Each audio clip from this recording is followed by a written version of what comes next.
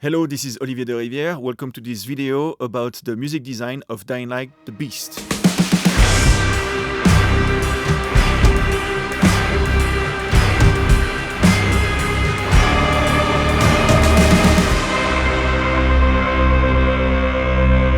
For Dying Light: The Beast, what we tried to do was to create something that was more about the mood than anything else, and build up upon the idea of a big progression for the main character, Kyle Crane. What you do in The Beast is wandering in the world and do some activities such as fighting, of course, but also you need to do some safe zones. You can do some dark zones. You have the quest, of course. And what players may not get at the beginning is like every time you succeed into one activity, either a long fight, it means more than 30 seconds, what you have is a sort of a stinger jingle that tells you that you've done something.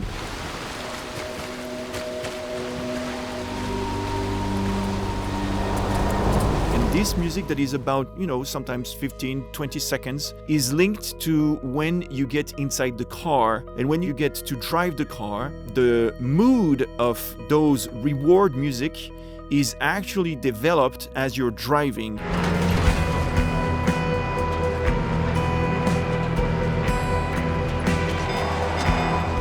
So let's just say that we have different moods, and those moods change as you go through the main quest.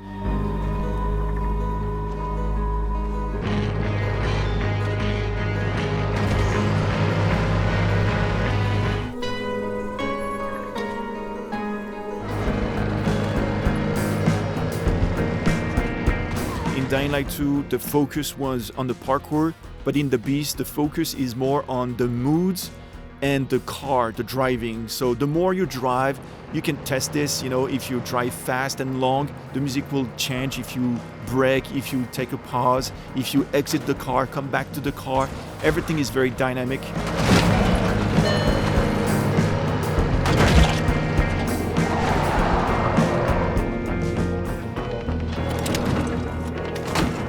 Kyle Crane, he's having at first a sort of a anger management, but then he becomes more attached to the people around him, only to become at the very end the hero of Casterwood. And this is when even the ambience in the music is tainted by Kyle overall. So it's no more like some jingle whatsoever, but it's Kyle Crane spreading his charisma and his tonality to the whole world.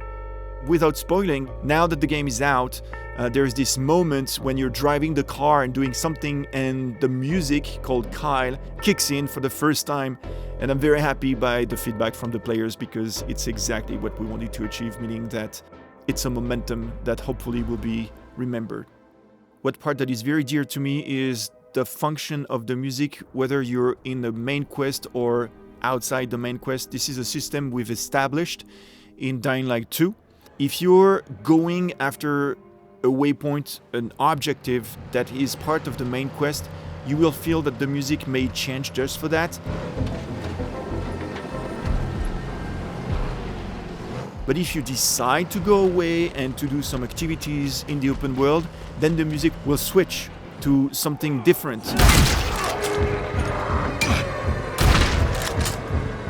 Meaning that you're completely free to experience the game the way you want, and the music will always support the narrative when needed, and not just during cutscenes or zones. On the other side, we have, of course, dynamic music for the fights. If you start a fight and you're at range, the music will feel some way like, okay, you're still safe.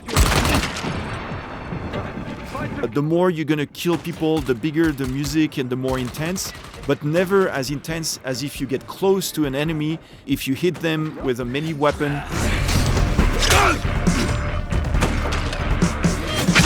The music starts off with the drums and everything, and once again, depending on how many you're gonna beat, the music will ramp up to a climactic moment in the fight.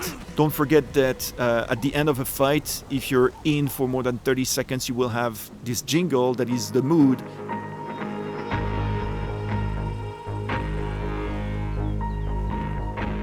Basically, the music design is a very long spread of those moods throughout the whole experience, but in a way that is always telling the story, aka the mood of Kyle Crane, because we didn't want the music to be like very illustrative of an emotion at a particular moment, but rather of a mindset. You know, Kyle Crane, like, where does he stand? At first he's very mad, but then in the end he gets to be more humane and heroic. Thank you for watching, and play the game.